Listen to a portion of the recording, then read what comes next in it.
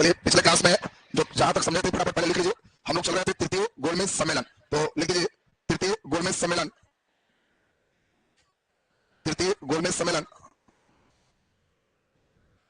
तृतीय गोलमेज सम्मेलन नवंबर 1932 से दिसंबर 1932, नवंबर 1932 से दिसंबर 1932। चलिए पहले थोड़ा सा समझते जाएंगे फिर क्लियर करके आपको लिखाएंगे। तृतीय गोलमेज सम्मेलन में हम लोग देखे क्या कांग्रेस भाग लेगी? नहीं, कांग्रेस सिर्फ एक में भाग ली है। किसमें? सिर्फ द्वितीय में।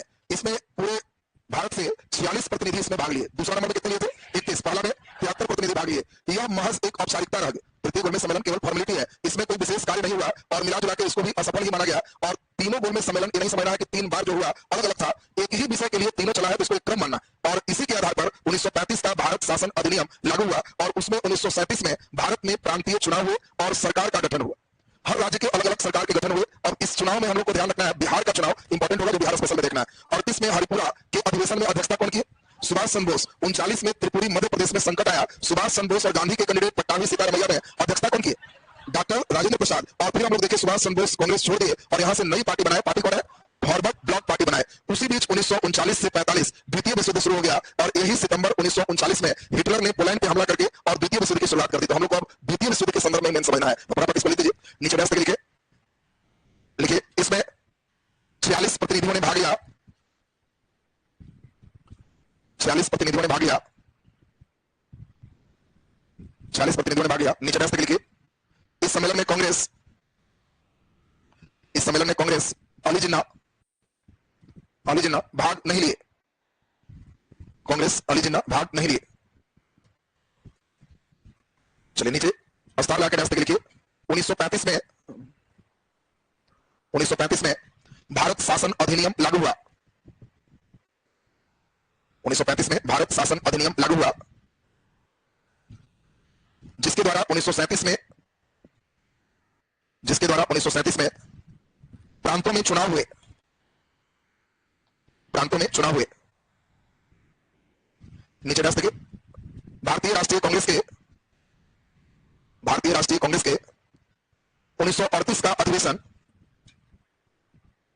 1938 का अधिवेशन हरिपुरा, बोलो हरिपुरा कहां है? गुजरात में हुआ। हरिपुरा गुजरात में हुआ, जिसकी अध्यक्षता, जिसकी अध्यक्षता सुभाष चंद्र बोस ने किया, सुभाष चंद्र बोस ने किया। नीचे डबल स्टार लगा लिखिए 1939 में, 1939 में कांग्रेस के त्रिपुरी ब्रैकेट में मध्य प्रदेश, कांग्रेस के त्रिपुरी ब्रैकेट में मध्य प्रदेश अधिवेशन में, अधिवेशन में संकट उत्पन्न हुआ, संकट उत्पन्न हुआ। बहुमत से सुभाष चंद्र बोस ने, सुभाष चंद्र बोस गांधी समर्थित पट्टाभी सीतारमैया को हराया। बहुमत से सुभाष चंद्र बोस गांधी समर्थित उम्मीदवार पट्टाभी सीतारमैया को हराया, जिसे गांधी ने अपनी व्यक्तिगत हार मानी,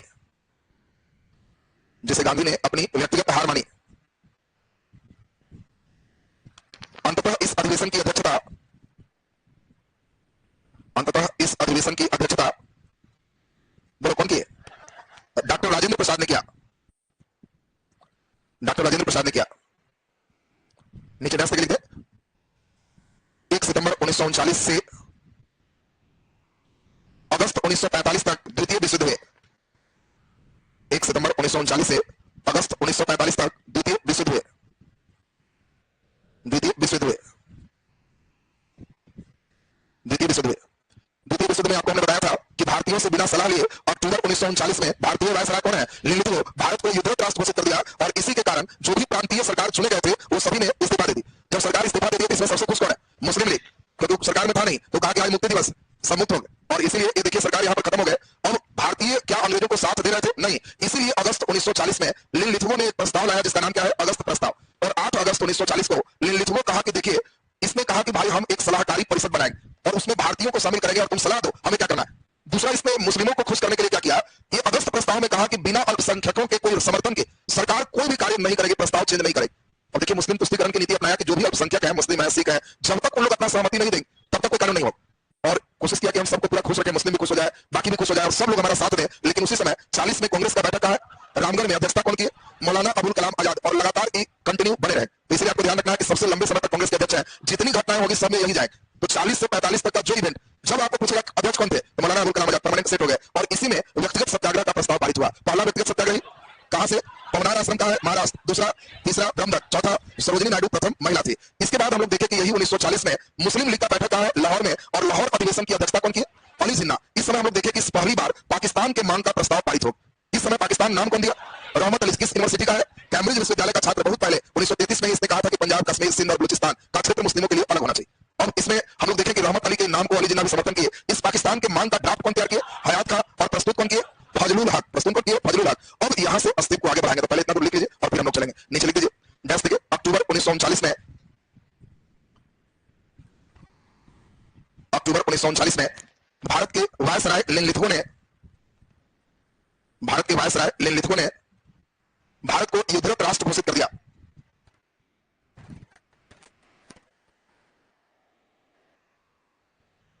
भारत को युद्धरत राष्ट्र घोषित कर दिया। भारत को युद्धरत राष्ट्र घोषित कर दिया। नीचे डैश लिख लीजिए, डैश लिखे, इसके विरोध में सभी प्रांतीय सरकार इस्तीफा दिए। इसके विरोध में सभी प्रांतीय सरकार इस्तीफा दिए। चलिए नीचे छोटा सा हेडिंग दे दीजिए, अगस्त प्रस्ताव। छोटा सा हेडिंग दे, अगस्त प्रस्ताव।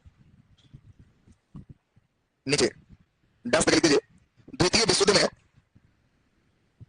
द्वितीय विश्व युद्ध में भारतीयों के सहयोग प्राप्ति के लिए, भारतीयों के सहयोग प्राप्ति के लिए वायसराय लिनलिथगो ने, वायसराय लिनलिथगो ने 8 अगस्त 1940 को, 8 अगस्त 1940 को जो प्रस्ताव लाया, जो प्रस्ताव लाया उसे अगस्त प्रस्ताव कहा गया। जो प्रस्ताव लाया उसे अगस्त प्रस्ताव कहा गया। नीचे डैश देखिए, इस प्रस्ताव के द्वारा, इस प्रस्ताव के द्वारा, इस प्रस्ताव के द्वारा युद्ध सलाहकार समिति का निर्माण, युद्ध सलाहकार समिति का निर्माण, युद्ध सलाहकार समिति का निर्माण, बिना अल्पसंख्यकों के सहमति के, बिना अल्पसंख्यकों के सहमति के, बिना अल्पसंख्यकों की सहमति के सरकार द्वारा, सरकार द्वारा किसी भी कानून में संशोधन नहीं करने का प्रस्ताव, सरकार द्वारा किसी भी कानून में संशोधन नहीं करने का प्रस्ताव लाया गया। नीचे डैश लिख दीजिए, नेहरू ने अगस्त प्रस्ताव को जंग लगे किल से तुलना किया। नेहरू ने अगस्त प्रस्ताव को जंग लगे किल से तुलना किया। नेहरू ने अगस्त प्रस्ताव को जंग लगे किल से तुलना किया। जंग लगे किल से तुलना किया। नीचे डबल स्टार लाके डैश लिखिए, कांग्रेस का 1940 में, कांग्रेस का 1940 में रामगढ़ बैठक में झारखंड में अधिवेशन हुआ। रामगढ़ बैठक में झारखंड में अधिवेशन हुआ, जिसकी अध्यक्षता मौलाना अबुल कलाम आजाद किए, जिसकी अध्यक्षता मौलाना अबुल कलाम आजाद किए, मौलाना अबुल कलाम आजाद किए। नीचे डबल स्टार लाके डैश लिख दीजिए, 1940 से 46, 1940 से 46 तक लगातार मौलाना अबुल कलाम आजाद, 40 से 46 तक लगातार मौलाना अबुल कलाम आजाद कांग्रेस के अध्यक्ष रहे, कांग्रेस के अध्यक्ष रहे, जो सभी अध्यक्ष में सबसे लंबा कार्यकाल था, जो सभी अध्यक्षों में सबसे लंबा कार्यकाल था, जो सभी अध्यक्षों में सबसे लंबा कार्यकाल था, सबसे लंबा कार्यकाल था। चलिए नीचे डबल स्टार लगा दो, द्वितीय से थोड़ा इस पर ज्यादा पड़ा है, व्यक्तिगत सत्याग्रह। इसे प्रश्न लगातार 3 बार उड़ा चुका है।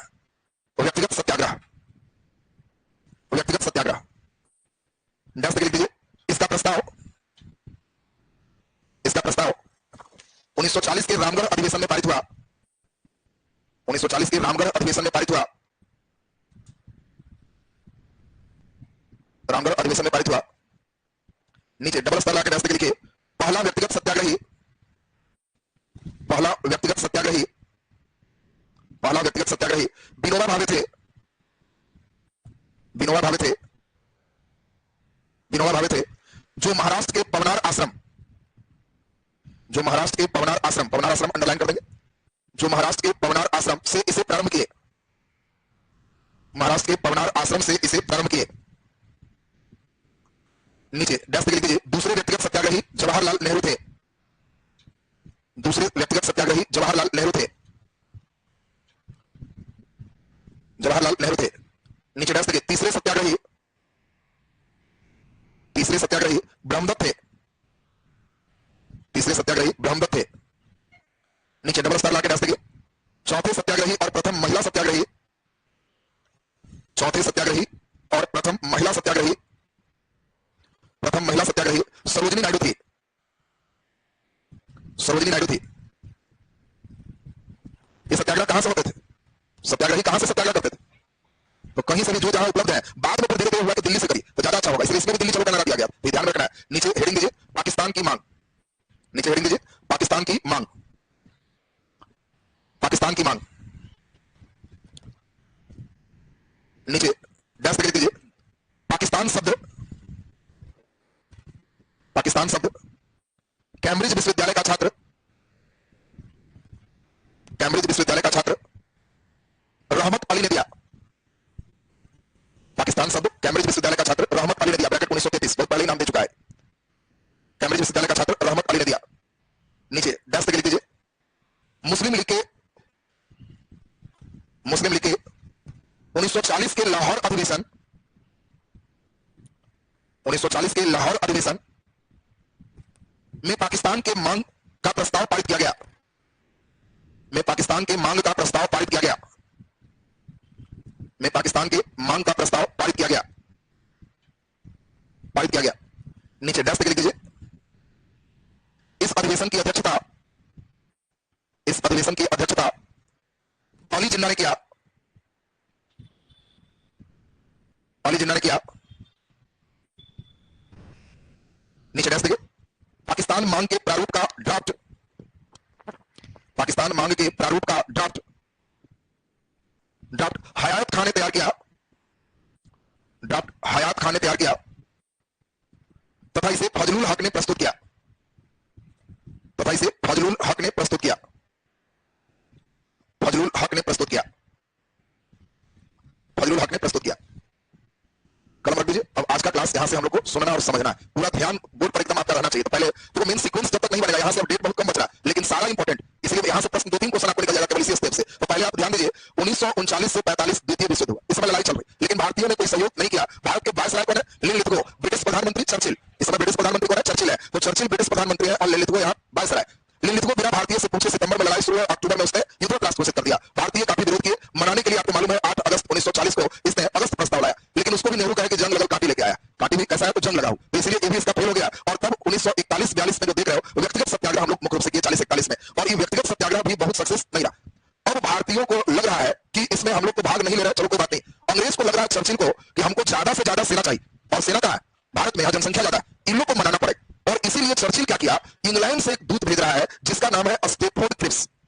ये स्टेफोर्ड क्रिप्स बड़ा बढ़िया व्यक्ति है कि पूरे इंग्लैंड के व्यापार मंडल का अध्यक्ष, बिजनेसमैन, पूरे बिजनेसमैन का अध्यक्ष है स्टेफोर्ड क्रिप्स, और ये बड़ा बढ़िया से बिजनेस करने जानते हैं, उनको बोलने भी बढ़िया आता है। तो इसीलिए स्टेफोर्ड क्रिप्स को चुना कि भाई व्यापार मंडल के अध्यक्ष है, भारत चाहिए। और स्टेफोर्ड क्रिप्स जो देख रहे हो, यही 23 मार्च 1942 यह ऐसा चीज लेके आ रहा है कि भारतीयों को कह रहा है कि हम तुम्हारे लिए बहुत बड़ा तोहफा लाए, इतना बड़ा तोहफा कि सोचे भी नहीं हो। उस गिफ्ट के देख के तुम दंग रह जाओ। और इस स्टेफोर्ड क्रिप्स के नाम पर इसका नाम क्रिप्स मिशन पड़ा। अब क्रिप्स एक मिशन पर आया है। मिशन इसका क्या है?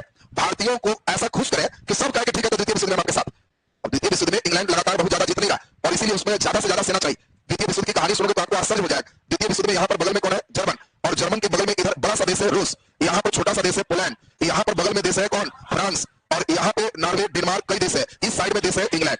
हिटलर क्या किया? 1 सितंबर 1939 को पोलैंड पे हमला किया। कोई कुछ नहीं बोला, आराम से पोलैंड जीत गया। हिटलर कहा कि कोई कुछ बोल नहीं रहा, ये आराम से जीत लिए। तो मन बना तो थोड़ा नॉर्वे चेक किया, कोई नहीं बोला। डेनमार्क चेक किया, कोई नहीं बोला। देखते देखते 5-6 देश जीत लिए। जर्मन का पक्का कट्टर शत्रु अगर था तो फ्रांस था। ये फ्रांस में ही बैठक हुई थी, और यहीं पर एक समझौता हुआ था, जिस वर्साय की संधि जिसका नाम था, उसी में द्वितीय विश्व युद्ध के बीच। तो इसका मेन शत्रु फ्रांस था। तो देखा कि इतना के जीते और कोई कुछ बोल ही नहीं रहा है, तो फ्रांस पे भी ट्राई कर लेते। तो इसने फ्रांस पर भी हमला कर दी, और जब फ्रांस पे हमला किया तो फ्रांस का साथी इंग्लैंड और रूस था। चिल्ला रहा है कि भाई बचाओ साथी लोग, लेकिन कोई बचाने डर से हिटलर का नहीं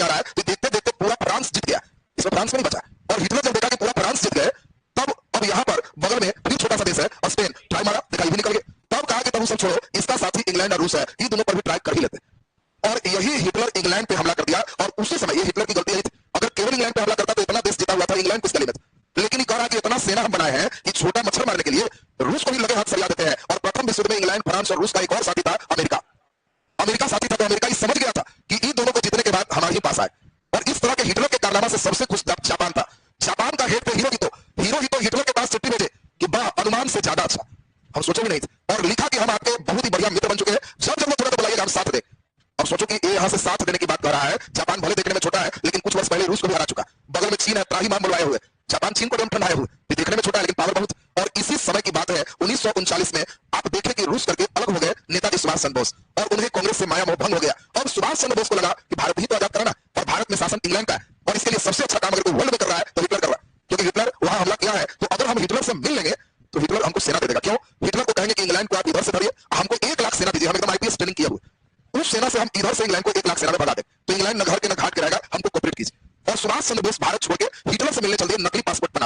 अब सोचो कि हिटलर से मिलने चल दिए, और हिटलर से जब वो मिले तो हिटलर कहा कि देर कर दी, आपको 1 लाख सेना देते, बहुत अच्छा सलाह आपका था, लेकिन देर कर दिए। हम अपनी सेना को 2 टुकड़े में बांट चुके हैं, इंग्लैंड और रूस की तरफ। यहाँ देखो, हिटलर भी अपने जैसा देखने में, कई व्यक्ति हिटलर ही लगता था, वैसा भी इसको तैयार किया हुआ। जब लड़ाई पर जाना रहता था तो अपने नहीं जाता, जो उसी का जुड़वा जैसा लगे उसको भेज देता था कि जाओ, तुम खाली नाम देखिए सब हिटलर लड़ते रहेगा, तुम खाली शांति से रहना, आइए अपना दूसरा काम करता। अपने जैसा कई लोग को तैयार किया। और सुभाष चंद्र बोस जब वहां हिटलर से मिलने गए जर्मनी, तो हिटलर या जो थे कि भारत से आए हैं, बैठाया गया, वो अपना नकली व्यक्ति को भेजा कि जाओ मिलो। वो आते ही एकदम तुरंत इनको हाथ मिलाया, बैठाया, कहा क्या सेवा करें। तो सुभाष चंद्र बोस जानते थे कि हिटलर अपने जैसा कई व्यक्ति को बना के रखा, इसलिए सुभाष चंद्र बोस कहे कि आपसे नहीं, जो मुख्य हिटलर है उनको भेजिए, उनसे काम। अब सोचिए कि जब वो कहा तो व्यक्ति बेचारा लगा कि तो जान रहा। तो जब हिटलर आया तो पूछा कि कैसे आप जान गए कि मुख्य हिटलर नहीं है, आप तो उनसे मिले नहीं। तो कहा, इन्होंने नेताजी ने कहा कि जी आओ हाउस, जो हिटलर के हम मिलने हम आए, काम हमारा है। वो आते ही हमको हिटलर सलाम करके थोड़ी कहा कि बोलिए क्या सेवा कर, हमको कहना होगा कि जो कीजिए। अभी जो आप आए हैं ओरिजिनल है, क्योंकि आपका भाव बता रहा है, डुप्लीकेट का भाव ही अलग था जो पकड़ा रहा था। तब हिटलर कहा कि हम तुम्हारे जैसा तेज व्यक्ति को चाह रहे थे, बहुत बढ़िया, 1 लाख सेना तुमको देंगे, लेकिन यह सेना यहां से नहीं हम दे पाए। हमारा एक साथी चिट्ठी लिख रहा कि मदद होगा चाहिए तो याद कीजिएगा, वो जापान का हिरोहितो, तो तुम यहां से जापान चले जाओ और यहां से सेना लेके नीचे आक्रमण करो। और यही देखो इंग्लैंड की हालत अभी क्या रही होगी। हिटलर इधर हमला कर दिया, और इधर से सुभाष चंद्र बोस 1 लाख सेना लेके नीचे चल दिया, बर्मा तक पूरा जीत हो गया, जापान का पूरा कब्जा बर्मा में, अंडमान निकोबार पूरा जीत गया है। तो क्या ऐसे समय में इंग्लैंड का प्रधानमंत्री नहीं चाहेगा कि भारतीयों का साथ मिले? जो कहो मानेंगे भाई, लेकिन तुम साथ। इसलिए तुमको द्वितीय विश्व युद्ध का प्रसंग समझना जरूरी है कि अभी इंग्लैंड बुरी तरह फंसा हुआ। ये नहीं समझना कि भाई भक्ति में कर रहा है, वो जान रहा है कि थोड़ा सा भी इन लोगों को टाइट हो गया तो हम कहां जाएंगे, कुछ ठिकाना नहीं। इससे भी ज्यादा प्रसंग और हो गया कि जब हिटलर सब हमला करने लगा तो अमेरिका धमकी देना शुरू की कि हिटलर अभी भी मौका मान जाओ, नहीं तो हम मैदान में कुछ जाएंगे। और जब अमेरिका धमकी देना शुरू किया तो यही यहां 1941 की बात है, जापान बिना किसी से कुछ कहे अमेरिका के नौसेना का अड्डा था पर्ल हार्बर, अमेरिका का पूरा नौसेना वही था। यहां अमेरिका सोचा भी नहीं था, वो कह रहा हम धमकी दे रहे हैं किसको, हिटलर। और जापान बिना कुछ कहे अचानक पर्ल हार्बर पर अटैक कर दिया, जो अमेरिका का नौसेना का अड्डा था। वहां कई नौसेना के जहाज तोड़ दिए, इसके कई सेना को मार दिए, और आके न्यूज दे रहा है कि चुपचाप बैठ के लड़ाई देखो, ताकत इधर भी मत समझो कि खाली तुम्हारे पास ताकत, मेरे पास भी ताकत है, हम कैसे चुपचाप, वैसे चुपचाप रहो, हिटलर ठीक कर रहा। अब बताओ, अमेरिका पिटा गया है, इधर हालत खराब है, तो ऐसी स्थिति में इंग्लैंड के प्रधानमंत्री का भी एक ही मजबूरी है, जो बजाय भारतीयों का साथ लो, हमें सेना चाहिए। और उसी बीच ये कहानी सुनने से अब आप उस समय के कष्ट को समझ रहे हैं कि इंग्लैंड किस कष्ट में, इसलिए हम वहां पे ले जाने की आवश्यकता नहीं थी। अब ध्यान दीजिए, स्टेफोर्ड क्रिप्स जो देख रहा है उसको कौन भेज रहा? चर्चिल। दस्तखत करके चर्चिल एक कागज भेजा है, सूटकेस में बंद करके एकदम फाइल में कागज लाए, और सभी को कह रहे हैं कि हम तुम्हारे लिए ऐसा तोहफा लाए हैं, सोचा भी नहीं हो, बहुत बड़ा गिफ्ट लाए। सारे लोग हैं कि भाई क्या गिफ्ट लाया है, सब लोग बड़ा परेशान है कि गिफ्ट क्या है। और एक ट्रिप्स मिशन सबको आने के बाद बुलाया कि सब नेता लोग आई। कांग्रेस से कौन आएंगे? मौलाना अबुल कलाम आजाद, हमें सब परमानेंट है, नेहरू भी आए, गांधी नहीं आए, गांधी का आप लोग जाहिर है, तो बताइएगा क्या है। अब जिन्ना वगैरह सब लोग आए।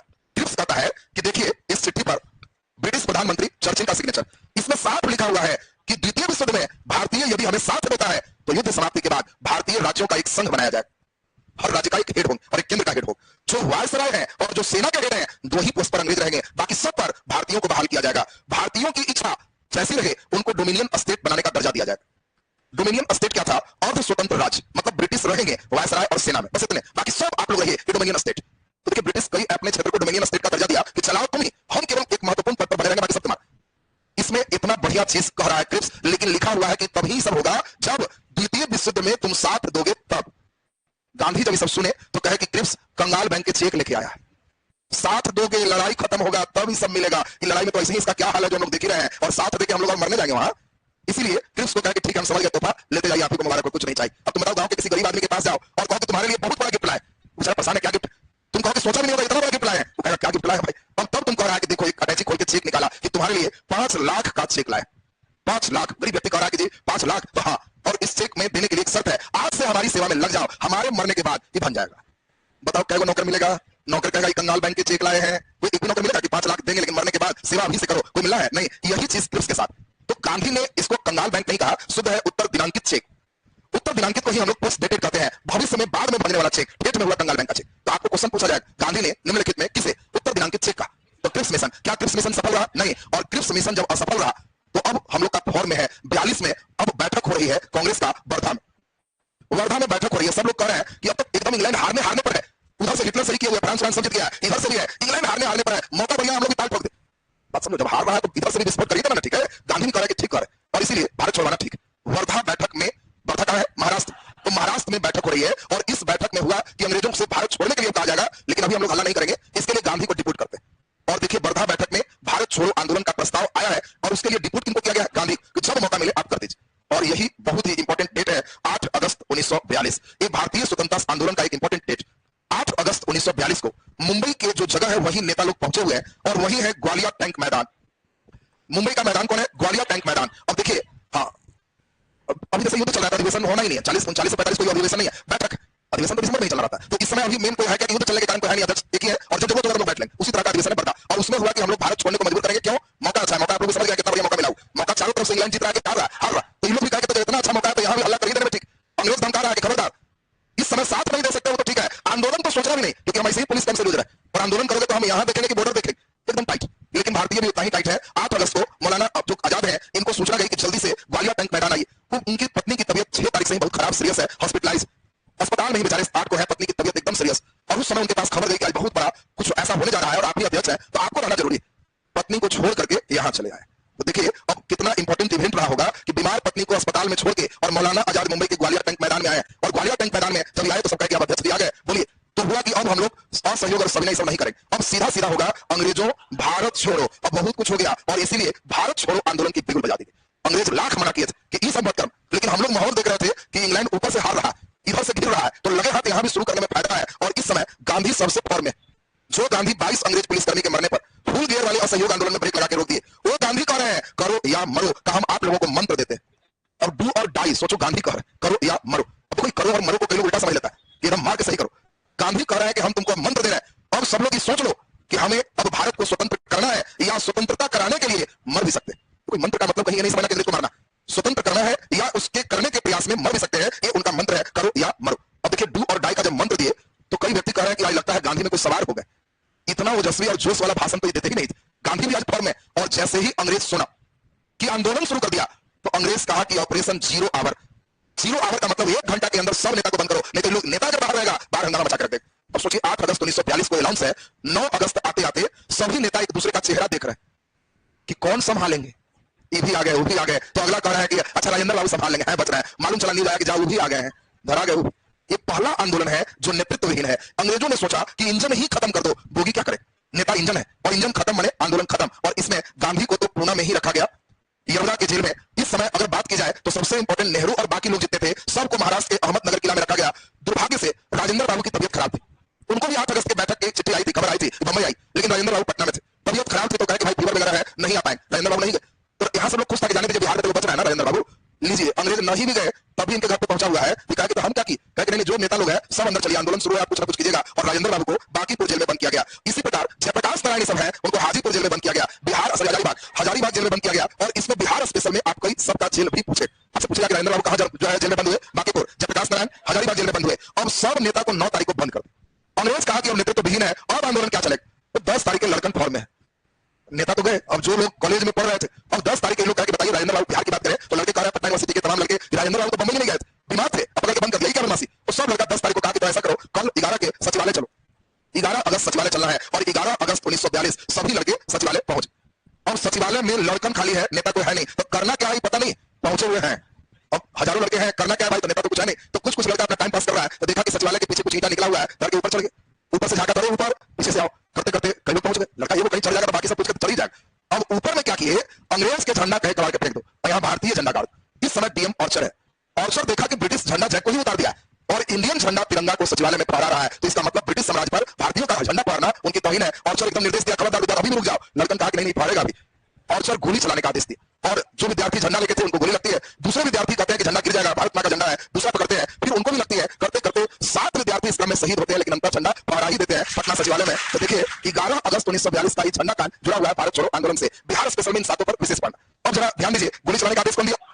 अब यहाँ पे इवेंट क्या है जो सुनिए। अब धीरे धीरे 11 नवंबर 1942 आया। अब ये जो हजारीबाग जेल में बंद है जयप्रकाश नारायण, योगेंद्र शुक्ला और कई व्यक्ति, इस दिन दीपावली की रात है और दिवाली में जयप्रकाश नारायण जेलर से कहे कि हम लोग को पटाखा छोड़ने के लिए दीजिए, दिवाली है। जेलर कहा कि जेल में हम पटाखा छोड़े, उसे नहीं मिले। तो ये कहा कि ठीक है पटाखा नहीं छोड़ने दोगे तो आज हम लोग को जो खाली बर्तन वही पीछे में आजादी दो, हम लोग उसी को मारेंगे कि पटाखा छुट रहा है। कहा कि हाँ वो सब कर सकता है, उसमें दिक्कत नहीं। जयप्रकाश नारायण बाकी कैदी को समझाए कि तुम लोग शाम होती पटाखा के लिए एक खाली पिटना को पिटना, ऐसा पिटते रहे और उसी आवाज में कुछ ट्रेंड आदमी बाउंड्री तोड़ने में लगे रहो, जो इधर धर्म धूम हो तो उधर भी धर्म धूम कर देना। बात समझिए। और दीपावली की रात में बाहर से पटाखे भी छोड़ रहे थे, इन लोग भी आवाज कर रहे थे और उस आवाज में बाउंड्री कब टूट रहा था पता नहीं चला और ये जेल से ही भाग गए। और ये जानते थे कि हम कहीं भागेंगे तो अंग्रेज पकड़ लेगा, इसीलिए नेपाल भागे जहां अंग्रेज के शासन ही ना हो। और नेपाल जाने के बाद जयप्रकाश नारायण ने आजाद दस्ता का गठन किया। ये अब लड़के को ट्रेनिंग दे रहे हैं। देखो बाकी जैसा नहीं कि सरकारी नौकरी का त्याग करो, इस समय गांधी कह रहा है कि नौकरी मत छोड़ो, रहो, लेकिन अंग्रेज का काम नहीं करना।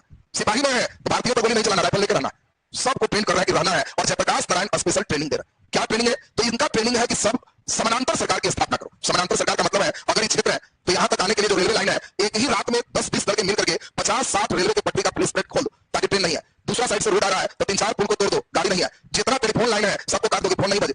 अब हो गया यहाँ थाना है। अब यहाँ के जितने लोग हैं अब जस्ट बनाओ समानांतर सरकार। अब जैसे ही थाना वाला फोन उठाएगा डेट खबर जाएगा ट्रेन नहीं आ रही है, क्यों? 50 पटरी कबाड़ के फेंका हुआ, खबर आएगा कि कोई भी गाड़ी नहीं आएगी, क्यों? 2 पुल ढहा हुआ, 3-4 दिन बनने में लगेगा। तो बस थाना वाला बाहर निकलेगा ही नहीं। अब तुम जस्ट बनाओ आजादी का, जहां मन करे झंडा गाड़ो। थाना वाला तो अपना रूम बंद करके चुपचाप लॉक हो जाए कि कहीं हम लोग को कुछ ना हो जाए, क्यों? बाहर से कुछ नहीं आए। अब ऐसा ट्रेनिंग मिला कि सब लोग एक ही रात में 1000 फोड़ के तार काट। समानांतर सरकार बहुत इंपॉर्टेंट है। बलिया, बलिया में एक व्यक्ति है चित्तू पांडे। चित्तू पांडे ने तो सोचो अभी कर दिया, लगातार कई महीनों तक चित्तू पांडे का शासन है, जो चाह रहे वही कर रहे हैं। अंग्रेज डर से नहीं निकल रहा थाना से, इतना बढ़िया समानांतर सरकार। बिहार में भी जब यही होने लगा, जगह जगह यही हो रहा है, अंग्रेज एकदम गुस्साए हुए। दूसरी ओर यरवदा के जेल में गांधी जी बंद है। दुखद बात है गांधी जी की पत्नी कस्तूरबा वहां डेथ कर गई। दुखद बात है कि गांधी जी के पर्सनल पीए जो थे महादेव देसाई वो भी डेथ कर गए। गांधी जी एकदम दुखी है। लेकिन ये सब न्यूज जब मिल रहा है पैरेलल सरकार का तो बड़ा खुश है कि इंजने हटाने चला था ये तो बोगी चल दिया। अरे अंग्रेज तो सोचा था कि नेतृत्व विहीन बनाएंगे तो कुछ नहीं करेंगे। और इतना बढ़िया आंदोलन जो है 1943 में चला कि अंग्रेज अब एकदम इस समय सोच रहा है कि अब एकदम किसी तरह दबाना है। तो उसने तीव्र दमन का सहारा लिया। चर्चिल सीधा आदेश दिया कि हम अभी जैसे तबाह हैं, अगर भारत में कोई पोल काट रहा है, अगर ट्रेन का पटरी उखाड़ रहा है तो दुश्मन सेना का चाल है, हिटलर वाला व्यक्ति है और इसीलिए उसके साथ वही ट्रीटमेंट करो जो दुश्मन देश से साथ हम कर रहे हैं। ये लोग लड़ाकू विमान, ये लोग बाकी सिस्टम, और जिसको देखो रेलवे ट्रैक पर है, कहीं है शक है तो सोचिए इसमें हवाई जहाज से गोलियां बसाई, जिस पर शक था सीधे मार दिया गया। एक दिन में न्यूज आया कि 400 भारतीयों को मारा गया, 500 को मारा गया। गांधी जब सुने कि ऐसे बेरहमी से मार रहा है, इसमें कई निर्दोष भी मर रहे हैं, तो गांधी जेल में आमरण अनशन पर बैठे। आमरण अनशन पर बैठ गए कि तीव्र दमन करना बंद करो। ऐसे अगर तीव्र दमन करोगे तो कोई तरीका नहीं, पकड़ के जेल में डालो, तुम गोली मार देगा, ऐसे कर देगा, ये दमन एकदम नहीं करो। अंग्रेज वो नीति अपनी जारी रखी। गांधी अनशन करते करते सोच लो 16वां 17वां 18वां दिन पार कर गए भूखे प्यासे, मरते मरते अब स्थिति आ गई। चर्चिल के पास वहां खबर जा रही है लेखकों का कि जी गांधी मर जाएगा, क्या करें, हवाई जहाज से गोली बरसाना बंद कर दें। तो इस समय 44 के सीन थोड़ा बदल गया। सीन क्या बदला था? इस समय अमेरिका डायरेक्ट शामिल हो गई। और अमेरिका क्या किया? अमेरिका ने कहा कि देखो जो इधर से हिटलर लड़ रहा है दोनों तरफ से, अब हम लोग लड़ाई देखे थे, इसमें अमेरिका जैसे ही शामिल हुआ, देखो उसने क्या किया, कहा कि इंग्लैंड और रूस से इसकी सेना लड़ रही है, तीसरा मोर्चा से हम शुरू करते हैं। और उसने चीन को बुलाया कि सेना लाओ, चीन भी साथ मिल गई। और इस समय इंग्लैंड जीतने लगा, क्योंकि जब हिटलर सेना इधर से भगाए तो मालूम चला इंग्लैंड जीत रहा है, इधर से अगर भगाए तो जीत रहा है, इधर से भगाए तो रूस जीत रहा है, हिटलर हारना शुरू हो। और वही डेट 44 है। इसी समय चर्चिल को कहा गया कि भाई क्या किया जाए। गांधी ऐसे कह रहा है, चर्चिल क्या कह रहा है कि जिस समय हम विश्व में जीत रहे हैं उस समय बूढ़े से कैसे हार जाए, मरने दो उसको और तैयारी करो उसके दाह संस्कार।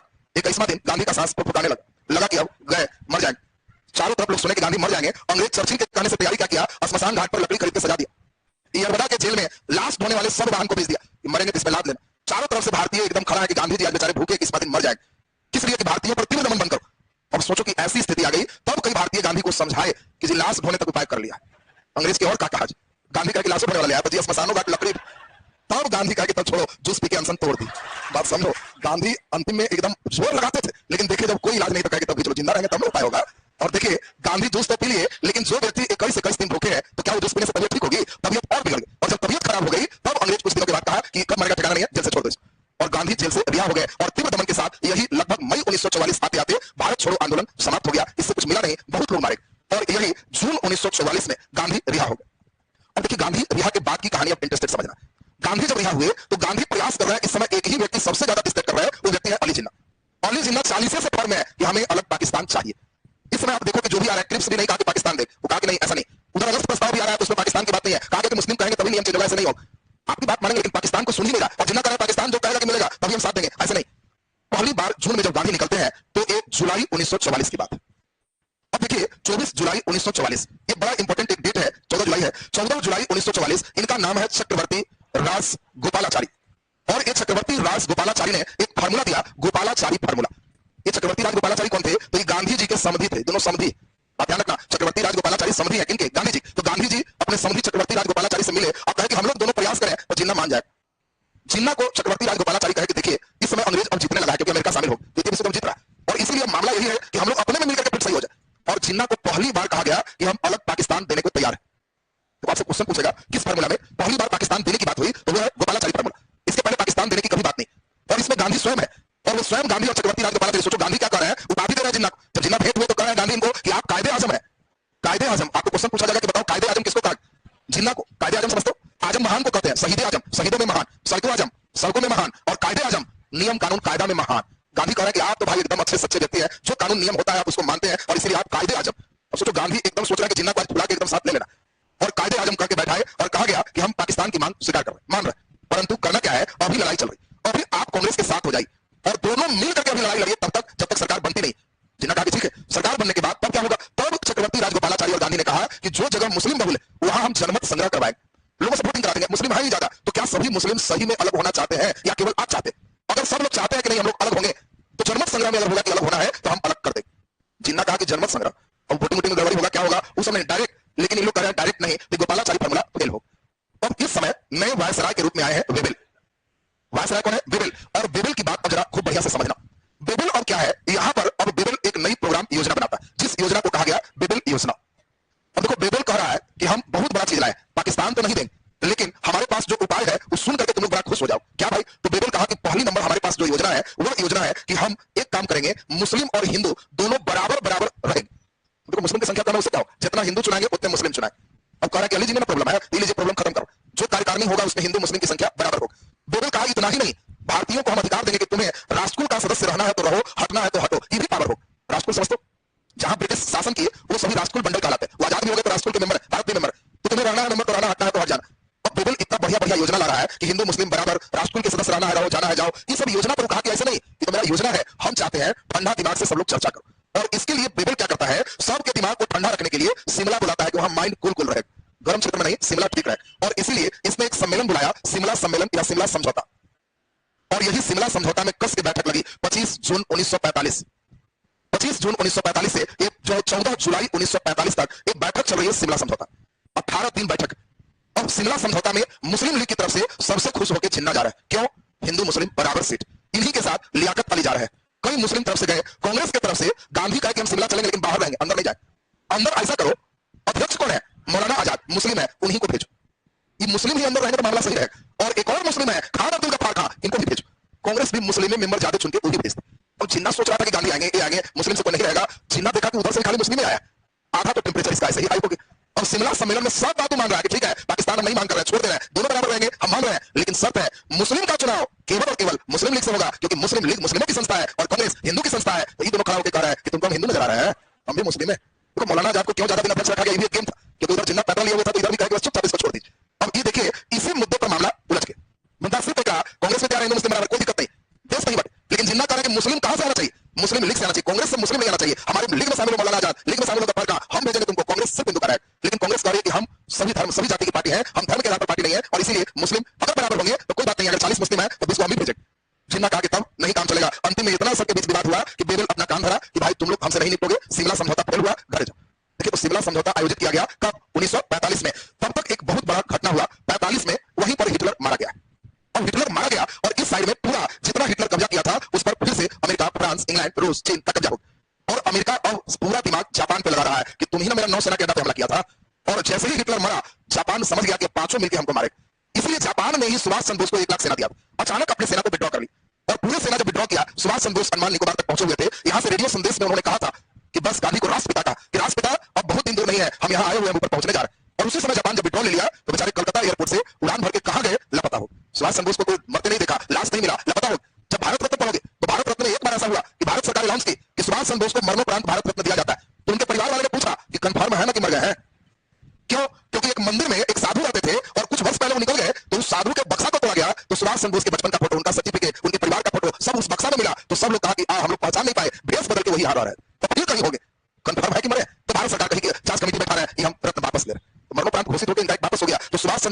निकल लिए। अब इस समय इंग्लैंड द्वितीय विश्व युद्ध जीत चुका है। जापान पर वही 6 अगस्त और 9 अगस्त 1945 पर अमेरिका ने एटम बम पटका और इसीलिए अगस्त 1945 में द्वितीय विश्व युद्ध की समाप्ति। इंग्लैंड लड़ाई जीत गया, लेकिन लड़ाई भले जीत गया, युद्ध में उसको बहुत नुकसान हुआ। दो देश को फायदा हुआ, एक रूस और एक अमेरिका। इंग्लैंड को नुकसान है और इसी कारण 45 में जब चुनाव हुआ तो जो चर्चिल प्रधानमंत्री था कंजर्वेटिव पार्टी का, वो चुनाव हार गया और इंग्लैंड में 1945 में लेबर पार्टी जो थे वो चुनाव जीत करके क्लीमेंट एटली वहां का प्रधानमंत्री बने। अब आपसे कभी भी पूछे कि बताओ इंग्लैंड के प्रधानमंत्री द्वितीय विश्व युद्ध के बाद कौन बनते हैं? क्लीमेंट एटली। और क्लीमेंट एटली बड़ा सुलझे हुए व्यक्ति हैं लेबर पार्टी के, और इसलिए इन्होंने सीधा सीधा कहा कि हम भारत को आजादी दे देंगे, धीरे धीरे उस ट्रैक पे लाएंगे। और क्लीमेंट एटली अब उपाय कर रहे हैं। इन्होंने 45 के बाद एक बहुत बड़ा एक योजना बनाया और भारत में कैबिनेट मिशन भेजा। एक कैबिनेट मिशन जो भेजे ये 24 मार्च 1946 को भारत आता है। देखिए ध्यान से, बहुत इंटरेस्टेड यहाँ पे है ये कैबिनेट मिशन में क्या है, एक अच्छा प्रश्न बनेगा आपको। 3 मेंबर है कैबिनेट मिशन में, 3 मेंबर। एक व्यक्ति है जिनका नाम है स्टेफोर्ड क्रिप्स, स्टेफोर्ड क्रिप्स। दूसरे व्यक्ति है पैट्रिक लॉरेंस, और तीसरे जो व्यक्ति है अलेक्जेंडर। और ध्यान दीजिए ये तीनों ही व्यक्ति टॉप के व्यक्ति हैं। क्यों टॉप के हैं? क्योंकि पैट्रिक लॉरेंस जो देख रहे हो ये भारत सचिव था। आपसे पूछा जाए कि पैट्रिक लॉरेंस कौन था? भारत सचिव। अलेक्जेंडर जो देख रहे हो नौसेना मंत्री है और यह व्यापार मंडल के अध्यक्ष। तो तीनों इंग्लैंड के क्रीम व्यक्ति, सुलझे हुए व्यक्ति, और तीनों व्यक्ति को जब भेजा तो ये तीनों को ही कैबिनेट मिशन कहते। इसका अध्यक्ष कौन है? तो पैट्रिक लॉरेंस को इसका अध्यक्ष बनाया। क्यों? क्योंकि ऑलरेडी पहले से भारत सचिव थे। तो कोई लड़का अध्यक्ष सचिव देख के हटता उल्टा आंसर करता। पूछा जाएगा कि कैबिनेट मिशन के अध्यक्ष कौन थे? पैट्रिक लॉरेंस कौन थे? भारत सचिव थे। स्टेफोर्ड क्रिप्स कौन थे? व्यापार मंडल के अध्यक्ष थे और कैबिनेट मिशन के सदस्य थे। अलेक्जेंडर कौन थे? नौसेना के मंत्री थे और कैबिनेट मिशन के सदस्य। और देखिए 1946 में जब कैबिनेट मिशन आया तो ये क्या किया, जिन्ना को डांटा कि शांत रहो, पाकिस्तान अलग करो, तुम बहुमत जुटाओ, हम एक प्लान लेके आए और इस प्लान में तुम्हारा कोई राय सलाह नहीं है, यही होगा। हम एक प्लान लाए हैं, यहां से सीधे इटली से आया है कि भारत में आजादी दी जाएगी और इसीलिए संविधान सभा का निर्माण करवाया जाए। तुम लोग का चुनाव से संविधान सभा बने, उस सभा में तुम मेजोरिटी जुटाओ, जो कहोगे कि भारत का 20 टुकड़ा होगा तुम लोग कर लो, हमको कोई दिक्कत नहीं। आपसे पूछा जाएगा प्रश्न, संविधान सभा के निर्माण का प्रस्ताव किससे हुआ? Cabinet mission. अब देखिए संविधान सभा में अब चिन्ना चूक क्यों है? क्योंकि कैबिनेट मिशन एक प्लान लाया कि केंद्र मजबूत ना हो, राज्य मजबूत। देखिए इसलिए कांग्रेस भी इस पर बहुत ज्यादा खुश थी। ये नहीं चाहता था इंग्लैंड के केंद्र भारत मजबूत देश हो, राज्य मजबूत रहे, और इसीलिए कैबिनेट मिशन ने कहा कि राज्यों को 3 भाग और वर्षा में हम बांट देते हैं। राज्य को इस तरह से स्ट्रक्चर करते हैं जिसमें एक हिंदू राज्य हो जाएगा, एक मुस्लिम राज्य हो जाएगा, एक और में मुस्लिम ही ज्यादा रहेगा, हिंदू कम रहेगा। जिन्ना को कहा कि बोलो में क्या दिक्कत है, और राज्य का रेट चुनाएगा तो बहुत राज्य मान लो मुस्लिमों का है और तुम उसका रेट चुना जाते हो, जो चाहोगे करो, देश का एक रेट होगा लेकिन उसकी पावर कम हो। अब जिन्ना भी अंदर खुश है, ठीक कर तब तो सही है, प्रांत के हेड में मामला सही है। और इसीलिए संविधान सभा का जो चुनाव है इसमें ये भी तैयार है। और जुलाई 1946 में जिन्ना भी कहा कि मुस्लिम लीग भी भाग लेगा, चुनाव होगा। लीजिए चुनाव हुआ, 8 प्रांतों में चुनाव हुआ, 5 में कांग्रेस पूर्ण बहुमत लाई। जिन्ना कहा फेंकाए हुए पता ही नहीं, कुछ ही लोग जीते। अब जिन्ना को लगे गुस्सा ने कि सोचे थे कि ऐसे होगा, ये सब उल्टा पुल्टा हो गया। और इसीलिए अगस्त 1946 में जैसे ही अंतरिम सरकार के गठन की बात हुई कि अब सरकार बनेगा भारत का, तो बहुमत किसको है? कांग्रेस को। तो हुआ कि भाई सरकार के रूप में नेहरू आएंगे और नेहरू के नेतृत्व में सरकार बनेगा। और सरकार की बात सुनना, जिन्ना कहे कि हम सरकार में शामिल नहीं होंगे, नेहरू ऑफर दिए कि 14 मंत्री बनाएंगे, उसमें 5 आपका, भले हारे हुए कोई बात नहीं, 5 मुस्लिम लीग का मंत्री होगा, आप भी सरकार में आइए। लेकिन जिन्ना कहा कि एकदम कभी नहीं, और जिन्ना कहा कि हमको पाकिस्तान चाहिए। यहाँ पे चुपचाप इलेक्शन सब लड़ ली, जब देखा कि हार गए तो कहता हमको पाकिस्तान चाहिए, अब यहाँ पे पाकिस्तान मिलेगा उसको नहीं। तो जिन्ना अंतिम दिमाग लगाया और यही है 16 अगस्त 1946। जिन्ना सभी मुस्लिमों को चार्ज किया कि आज का डेट 16 अगस्त 1946 प्रत्यक्ष कार्रवाई दिवस है, चाहे मुस्लिम ज्यादा हो, मारो हिंदुओं को, मारो सबको, भगाओ, अपना कब्जा करो, प्रत्यक्ष कार्रवाई होगी। और उसी क्रम में बांग्लादेश के पास क्षेत्र जो है, 1946 का समय बड़ा खराब समय रहा। प्रत्यक्ष कार्रवाई दिवस में हिंदू मुस्लिम के बीच भयंकर दंगे हो। नुआ मुंडी का जो जगह है वहां पे एक ही दिन में 400-500 के बीच में हिंदुओं का कत्लेआम कर दिया गया। वहां मुस्लिम बहुल क्षेत्र था, कोई व्यक्ति डर से नहीं जा रहा है। गांधी वहां पहुंचे और गांधी वहां जाकर के इस पूरे जो लोग अपने में मरकट रहे थे शांत कर रहे हैं। इसी समय लॉर्ड माउंटबेटन बोला है कि जो काम 50,000 सिपाही नहीं कर सकता वो काम गांधी अकेले कर दिया, 1 मैन बाउंड्री फोर्स। 1946 में 1 मैन बाउंड्री फोर्स कहा गया। इस समय पूरे भारत में दंगा इस प्रकार हुए कि जहां हिंदू ज्यादा थे मुस्लिम को मारने लगे, मुस्लिम जहां कम है वो बेचारे अपनी जमीन छोड़ के भाग रहे हैं, और जहां मुस्लिम ज्यादा थे वहां हिंदू भाग रहे हैं। तो अगर आपका गांव मान लो हिंदू बहुल है तो वहां सुनने में आएगा कि यहाँ पहले मुस्लिम लोग रहते थे, बगल में मजार था, सब इसके भाग गए। तो ये भागने वाला समय यही था।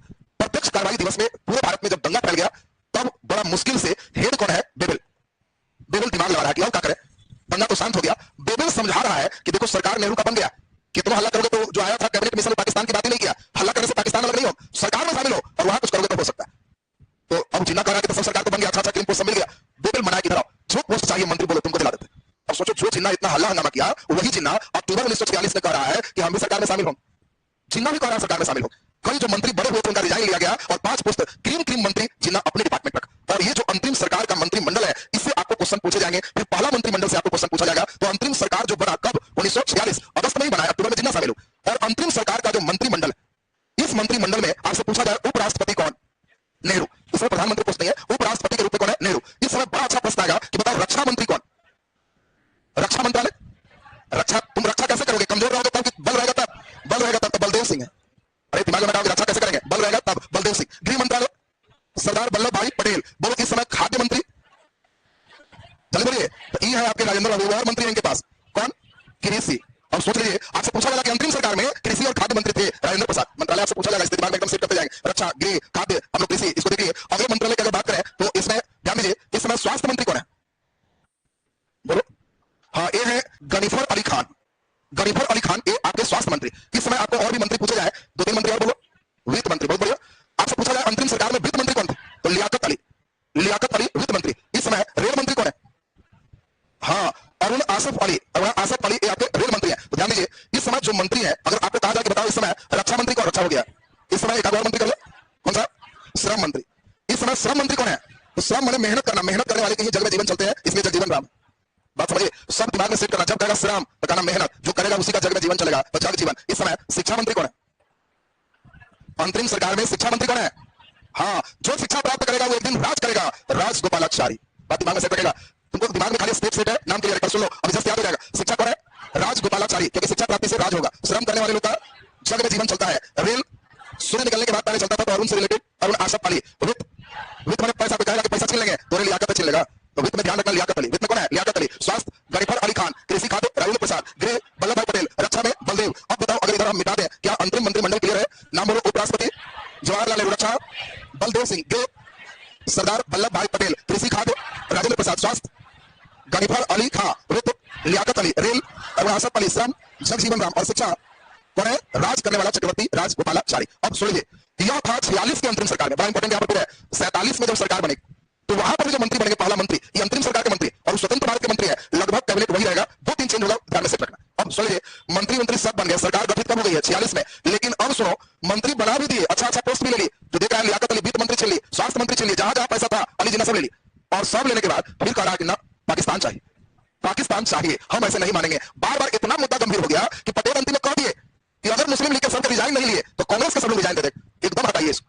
और मामला फिर बिगड़ गया। और जब मामला बिगड़ गया तो उधर दूसरी ओर क्लेमेंट एटली घोषणा किया कि जून 1948 आते आते भारत को आजाद कर देंगे। इस पर बीपीएससी में क्वेश्चन आया कि एटली ने भारत को आजादी की घोषणा कब किया, कब तक करने का किया? जून 1948। उसने कहा जून 1948 तक भारत को आजाद कर देंगे। अब इस समझ गया एटली कि बेबल से काम नहीं चलेगा, इस सीधा पड़ता, इसलिए इसके जगह पर माउंटबेटन को भेजा। और लॉर्ड माउंटबेटन बड़ा सुलझा हुआ व्यक्ति है। 23 मार्च 1947 को लॉर्ड माउंटबेटन भारत का वायसराय बन गया है, और 23 मार्च 1947 को ही आ रहा है। आते ही सबसे पहला काम किया कि के भारत में मेन लीडर है, तो नेहरू को मनाने में लग गए। उधर जान रहा था कि मौलाना आजाद कभी भी अली जिन्ना के पक्ष में होंगे नहीं, क्यों? कांग्रेस की तरफ से ही है, उधर से जिन्ना है तो कभी नहीं जाए। मौलाना आजाद कहेंगे पाकिस्तान एकदम नहीं बटेगा, गांधी कहेंगे मेरे लाश पर पाकिस्तान बटेगा। अब सब लोग फौर में कि नहीं बटने देंगे। अब माउंटबेटन नेहरू को मना ली कि पाकिस्तान बंटवा लीजिए, भारत का सोल्यूशन हो जाए। और इसीलिए नेहरू तैयार हो गया कि ठीक कर, बट ही जाने में अच्छा। अब सोचिए, नेहरू तैयार जब हो गए, गांधी भी देखे, उनको भी मनाया गया, तो अंतिम में गांधी भी कह रहे हैं कि इतना दंगा से अच्छा है कटा छटा ही सही, स्वस्थ भारत चाहिए। लेकिन एक शर्त है, पूरे मुस्लिम नहीं जाए।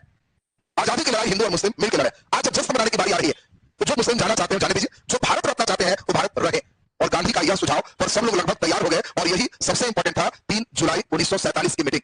इसको 3 जुलाई की मीटिंग कहते, माउंटबेटन योजना कहते, इसी को बाल्कन प्लान के नाम से जानते। बाल्कन प्लान, इसी को डिकी बर्ड कहते, सब एक ही, Dickie Bird, Balkan plan, Mountbatten योजना या 3 जुलाई योजना, सब एक ही। इस दिन सब लोग बैठे, और इस दिन पहली बार ऐसा हुआ कि जिन्ना भी मुस्कुरा रहा है कि हम तैयार हैं, क्योंकि इस दिन पहली बार भारत के विभाजन की बात सभी नेताओं ने स्वीकार कर। तो कोई माउंटबेटन, आपसे पूछा जाएगा भारत का विभाजन किस योजना से हुआ? माउंटबेटन योजना अगर चॉइस में नहीं रहेगा तब बाल्कन प्लान, अगर ये भी नहीं रहेगा तो डिकी बर्ड प्लान। ध्यान दीजिए, डिकी बर्ड प्लान या इसी का बाल्कन प्लान या इसी का नाम 3 जुलाई प्लान। कई बार ऐसे भी बदमाशी करता है, 3 जुलाई योजना है। अब लड़का सोचता है 3 जुलाई योजना क्या है, तो यह भारत और पाकिस्तान के विभाजन की योजना। और इस दिन जब सब लोग तैयार हो गए, सोचो कितनी हड़बड़ी थी। मुस्लिम लीग ने 10 जुलाई को स्पेशल बैठक बुलाया और कहा कि प्रस्ताव पारित किया जाए, माउंटबेटन योजना एकदम सही। कांग्रेस बेचारे देर से ही 14 जुलाई को वो भी पारित कर दिए, और भारत और पाकिस्तान की योजना बटने का दोनों लोग पारित करके लंदन भेज दी।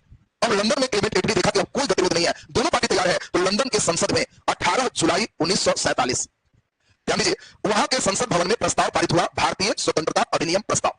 और इसी प्रस्ताव को पारित होने के बाद हुआ कि इंग्लैंड भारत को स्वतंत्र कर देगा। और आप जानते हो, एक दिन पहले 14 अगस्त 1947 को पाकिस्तान स्वतंत्र हुआ, और 15 अगस्त 1947 भारत स्वतंत्र हुआ। बहुत ही अच्छा क्वेश्चन आपसे पूछते हैं, बताओ पाकिस्तान की बात करें, आपको चॉइस ए दे अली जिन्ना, बी है मोहम्मद इकबाल, सी में आपको हम दे दें इसमें अरुण आसफ अली, डी में आपको दे दें लियाकत खान।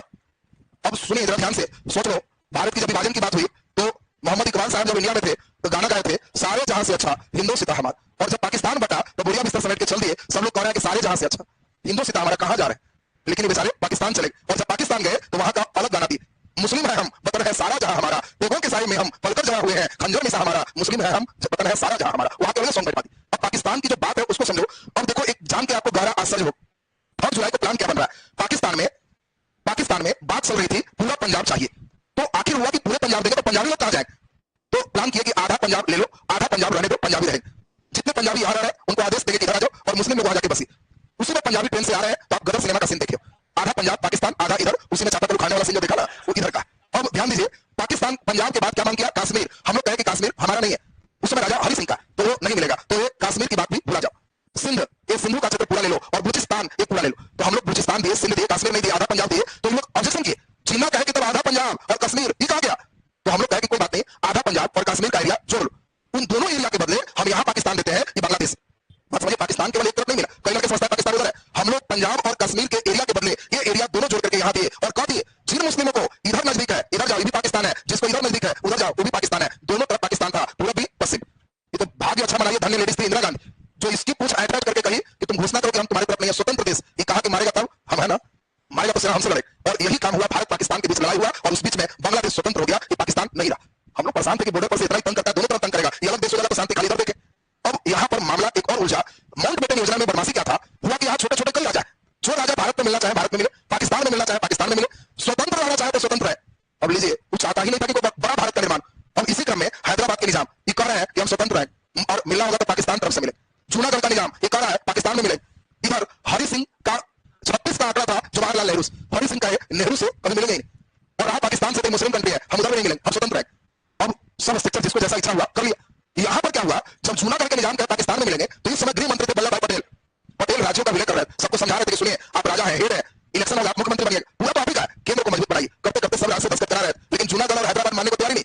तो अंतिम में सेना लेके जूनागढ़ पर हमला कर दी, तो जूनागढ़ भरा हुआ, हैदराबाद की तरफ मुड़ के कहा जी वो भी भागा। दोनों को सैनिक कार्रवाई के द्वारा मिलाए, और जैसे ही मिलाए पाकिस्तान बौखला गया कि कोई बात है, नियम है कि हमसे मिल सकता है, तो मिलने क्यों नहीं दिया? सेना क्यों लिया? ठहरो, पाकिस्तान हरि सिंह पर हमला कर दी, और जब हरि सिंह पर हमला किया तो अब जितना शुरू किया, हरि सिंह दौड़े दौड़े नेहरू के पास आए, मिलाइए साइन कर देते हैं, भारत में मिला लीजिए। अब नेहरू जैसे ही साइन हुआ, इनके पास इससे 10 गुना ज्यादा फोर्स था, ये फोर्स लगाते तो आधा फिर जीतते, यही तो उसको दिए। लेकिन नेहरू कहा कि नहीं नहीं, हम शांति प्रिय है, संयुक्त राष्ट्र संघ में केस कर रहे हैं तुमको, और संयुक्त राष्ट्र संघ देखेगी अगर गलती की हो फाइन लगेगा तुम पर। और संयुक्त राष्ट्र संघ तुरंत खबर की पाकिस्तान को कि चाह है वही रुक जाओ, तब तक वो काफी जीते हुए था, वहीं पर रुक गए। संयुक्त राष्ट्र संघ कही कि क्यों गलती किया, हमला क्यों किया, पनिशमेंट क्यों नहीं तुम पर हो? पाकिस्तान कहा कि जी आप ही बताइए। नियम है, जो राज्य पाकिस्तान से मिलना चाहे मिल सकता है, भारत से मिलना चाहे मिल सकता है, स्वतंत्र रहना चाहता है रह सकता है। हैदराबाद और जूनागढ़ पर एक सैनिक कार्रवाई क्यों की? वो तो मेरा क्षेत्र था, और अगर वो मेरा क्षेत्र दे दे, आज हैदराबाद दे दे, जूनागढ़ दे दे, उनका हेड हम पर साइन किया है, ये ले ले, हम दे दे। भारत कहा कि नहीं, ये साइन हो चुका है, खाली करो। ये कह रहा है कि हैदराबाद और जूनागढ़ का मेरा भी साइन है, वो दो। और संयुक्त राष्ट्र को समझ में नहीं आ रहा है गलती किसका, किसके तरफ से कहे, मामला होल्ड पे चला। और तब से अभी तक यही जो देख रहे हो, पीओके पाक ऑक्युपाइड कश्मीर की बात हो रही है, इसी को हम लोग अभी नियंत्रण रेखा मान करके उसी पे चल रहे। तो अब जो देख रहे हैं इस बात को भी आपने समझा पाकिस्तानी मुद्दा क्या है। अब इसमें सुनिए, अब मॉडर्न में मेन बंधन राउंड, मॉडर्न का मेन सिस्टम अब निकल गया। अब अगले वीक में मॉडर्न पूरा खत्म हो जाएगा। इसमें सबसे इंपॉर्टेंट है सामाजिक धार्मिक सुधार आंदोलन। एक क्वेश्चन करेंटेड, भारतीय राष्ट्रीय कांग्रेस सुना हुआ केवल बाइंड अप करेंगे वो कंप्लीट हो जाएगा। फिर क्रांतिकारी आंदोलन, सवाल आपके मन में आएगा, गांधी ने 8 अगस्त को भारत छोड़ो क्यों शुरू किया? तो बच्चे बता सकते हो 8 अगस्त 1942 भारत छोड़ो का डेट 8 अगस्त क्यों है? क्योंकि यह डेट क्रांतिकारी आंदोलन पढ़ोगे तो ये काकोरी कांड से जुड़ा हुआ। और भगत सिंह इस समय नौजवान दिवस 8 अगस्त को मनाना शुरू किए थे कि सब नौजवान जुटो, और इसीलिए 8 अगस्त का डेट वहां चुना। तो काकोरी कांड से जुड़ा हुआ, तो एक गर्म पंथी वाला पूरा पा देंगे, और तब गवर्नर जनरल वायसराय, ये पूरा को एक साथ बांध देंगे, मॉडर्न कंप्लीट हो जाए। तो मॉडर्न का जो पेज है अब तो आप देखते देखते इसमें निकल जाओगे। तो आज 47 तक देश की स्वतंत्रता प्राप्ति कर लीजिए, लिखिए जल्दी जल्दी। अब लिखना पड़ेगा, खाली सत्यनारायण साहब कथा से मन कर रहा है, लिखिए ले जल्दी जल्दी। पहले ध्यान दो, एक एक बात सुनिए। पहले हम चाहते हैं कि आपके दिमाग में एक स्टेप बैठे, चुके जाने के लिए क्वेश्चन आएगा, सब लोग एकदम ध्यान से सुनेगा। चुके इस पर एक स्टेप जिसके अंदर बैठ गया, वो लड़का का क्वेश्चन घुमा जाएगा तो बनेगा। सबसे पहले देखो, द्वितीय विश्व जब शुरू हुआ तो आया अगस्त प्रस्ताव, यानी सबसे पहले अगस्त प्रस्ताव है, ये 8 अगस्त 1940 की बात है, 8 अगस्त 1940। फिर हम लोग देखें कि भारतीयों को मनाने के लिए एक विधि आए, और वही असफल हुए तो व्यक्तिगत सत्याग्रह शुरू हुआ। और यह क्या थे, जल्दी बोलिए। क्रिप्स मिशन असफल, इनके असफलता से व्यक्तिगत सत्याग्रह है, और क्रिप्स मिशन की असफलता से भारत छोड़ो आंदोलन की शुरुआत है। तो ये क्रिप्स मिशन है, और क्रिप्स मिशन कब है? 23 मार्च 1942, और ये भारत छोड़ो इसके कारण शुरू हुआ। क्रिप्स मिशन के बाद तब हम लोग देखें कि 44 तक गांधी जी रिहा हुए, गोपालाचारी फार्मूला आया, गोपालाचारी फार्मूला। ये गोपालाचारी फार्मूला कब आया? जून में गांधी छूटते हैं, जुलाई 1944। अब सुनिए, इसके बाद आते हैं बेबल योजना। ये बेबल योजना है जून 1945। तब होता है शिमला समझौता, और शिमला समझौता आपने देखा कि यह कब है? 25 जून से 14 जुलाई 1945। फिर हम लोग देखें शिमला समझौता के बाद कैबिनेट मिशन, और कैबिनेट मिशन कब है? तो आपने देखा 24 मार्च 1946। कैबिनेट मिशन के बाद तब आपने देखा संविधान सभा का निर्माण। अंतरिम सरकार का गठन है। और तब सबसे इंपॉर्टेंट है राजगोपालाचारी फार्मूला। ध्यान दीजिए, राजगोपालाचारी माउंटबेटन होगा, माउंटबेटन फार्मूला, माउंटबेटन योजना। और आपको मालूम है माउंटबेटन योजना कब आया है? 3 जुलाई 1947। बोलिए, शिमला सम्मेलन है, समझौता तो हुआ नहीं, शिमला सम्मेलन है, समझौता में कंप्रोमाइज नहीं हो पाया। तो सुनिए जरा, अब हम लोग को सबसे पहला काम क्या है सुनिए, मॉडर्न का यह सबसे ज्यादा बच्चों को दिक्कत होती है। क्वेश्चन देगा, सजाओ, पहले कौन है, बाद में कौन है, तो क्या सीक्वेंस चलेगा तुमसे? एकदम दिमाग में बैठा, हम बुला के पूछेंगे। सबसे पहले अगस्त प्रस्ताव, क्रिप्स मिशन, गोपालाचारी फार्मूला, बेटन योजना, शिमला सम्मेलन, कैबिनेट मिशन, माउंटबेटन योजना। और माउंटबेटन का दूसरा नाम बाल्कन प्लान, डिकीवर्थ प्लान। अब ये देखिए, ये यहां से गायब और आपको ही सातों सुनाना है। हम तुम्हारे पीछे पीछे बोलेंगे, बोलो पहला तो बोल। अगस्त प्रस्ताव, बोनी क्या नाधा तो आता, नाधी में डर लगता है। अगस्त प्रस्ताव, क्रिप्स मिशन, बेबी लाया नहीं, शिमला पे चल गया। बेबी योजना, शिमला समझौता, गोपालाचारी फार्मूला, बोलो गोपालाचारी के बाद कैबिनेट मिशन, कैबिनेट मिशन के बाद माउंटबेटन योजना। अब लीजिए, सजाने आएगा किसके बाद कौन आया, तो इतना लाइन क्लियर है। दूसरा, इसी से रिलेटेड क्वेश्चन आता है, सुनो ध्यान से। पहला नंबर आपको क्वेश्चन आएगा, संविधान सभा का निर्माण किसके द्वारा हुआ? Cabinet mission. जल्दी बताओ, किसकी असफलता से भारत छोड़ो आंदोलन शुरू हुआ? तो क्रिप्स मिशन, भारत छोड़ो यहां से शुरू है। किसकी असफलता से व्यक्तिगत सत्याग्रह शुरू हुआ?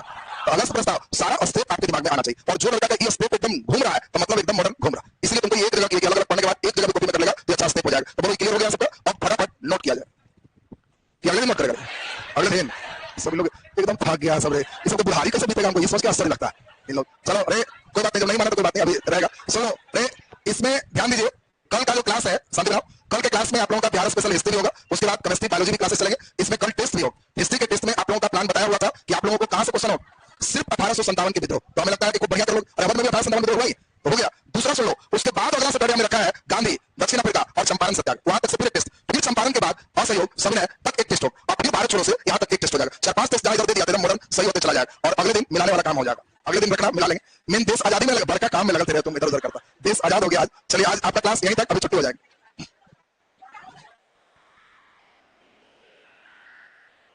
ऑनलाइन भी टेस्ट होगा।